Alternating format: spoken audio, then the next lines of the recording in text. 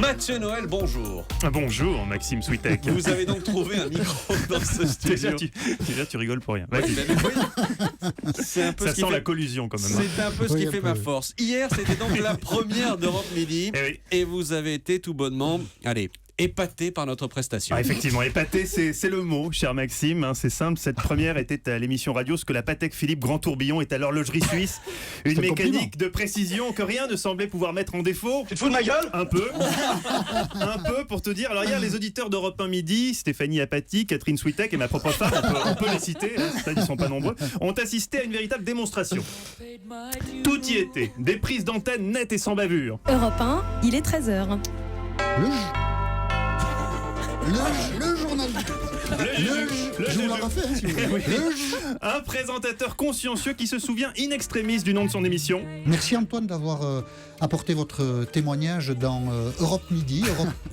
Midi. Oui, c'est bien ça. Europe Midi, c'est pas facile à retenir. Enfin, côté régie, saluons la prouesse technique qui consiste en plein mois d'août à réaliser une émission avec des moufles. Allez, on écoute. Ah, l'accordéon, on l'écoutera tout à l'heure.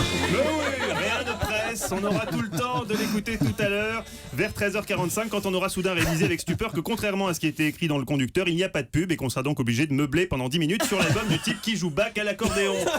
Situation de panique qui inspirera à Maxime la réflexion suivante, frappée au coin du bon sens. Mais qu'est-ce que je fais là ? Bref, à l'issue de ce sans faute, hélas pas orthographié comme on aurait pu l'espérer, Fabien Namias est arrivé. C'est qui ? Oula, malheureux.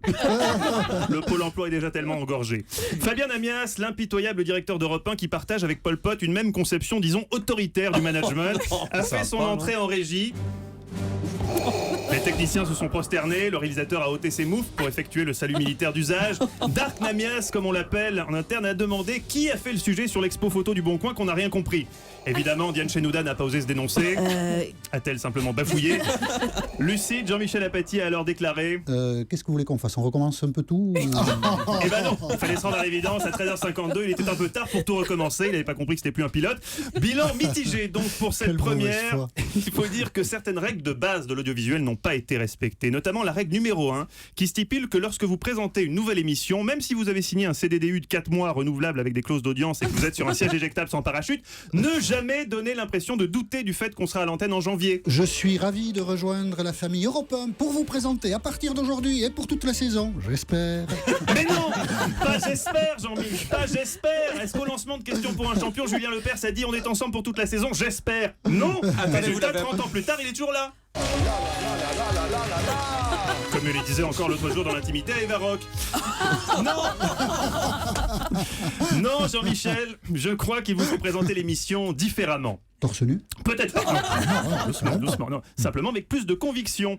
Heureusement, cette première d'Europe 1 Midi, c'est aussi des motifs de satisfaction quand même. Coup de chapeau notamment aux responsables des effets sonores et des tapis d'ambiance pour l'habillage musical du journal de midi.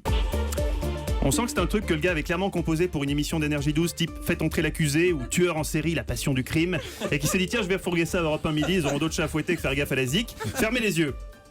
Il est 6h30 du matin, ce 16 octobre 1987. La paisible bourgade d'Inchy en Artois, à quelques kilomètres de la frontière belge, se réveille dans un épais brouillard. Josiane se dirige vers l'arrêt de bus. Le meurtrier, lui, est déjà là, en embuscade, prêt à dégainer. Sa Kalachnikov. Exactement. On s'y croirait à l'heure du déjeuner, c'est vraiment pas anxiogène du tout, bravo les gars. Voilà, il y aura encore beaucoup à dire, notamment sur le sujet concernant l'Académie des Neufs. Le mot morpion a été prononcé, un mot qui, sortant de la bouche d'Eva Rock, aurait pu faire l'objet d'un détournement graveleux. Des péripéties dans un camping insalubre du Var auraient pu être imaginées. Avec les sapeurs-pompiers. Avec les sapeurs-pompiers certainement si vous voulez. Mais pour la première, j'ai décidé de me montrer magnanime. Simplement, je vous demanderai Eva de montrer un peu plus de respect pour votre nouveau patron, Jean-Michel Apathy. Certes, durant les pilotes, on vous a senti très excité à l'idée de le côtoyer. Oui, le vieux, je veux le vieux. Est-ce une manière de s'adresser à un journaliste de l'envergure de Jean-Michel Apathy ? Eva, franchement, je ne le crois pas. Voilà pour ce premier bilan contrasté. Jean-Michel, vous teniez à ajouter quelque chose ? J'imagine, en fait, je n'imagine rien. Oui, très bien, merci Jean-Michel. À demain et surtout, gardez la niaque. Juste, il faut revenir sur une bévue, une erreur magistrale que vous venez de commettre, Mathieu. Oui. Vous avez appelé Jean-Michel Apathy Jean-Mich. Il déteste ça. Ma langue a fourché. Quelle audace, Mathieu. Ça va trop loin. Déjà, N'y revenez pas. Je vais trop loin. N'y revenez pas, mais merci d'être On va venu. trouver autre chose. Jean-Michou, ça va ? Oui, très bien. Mathieu Noël.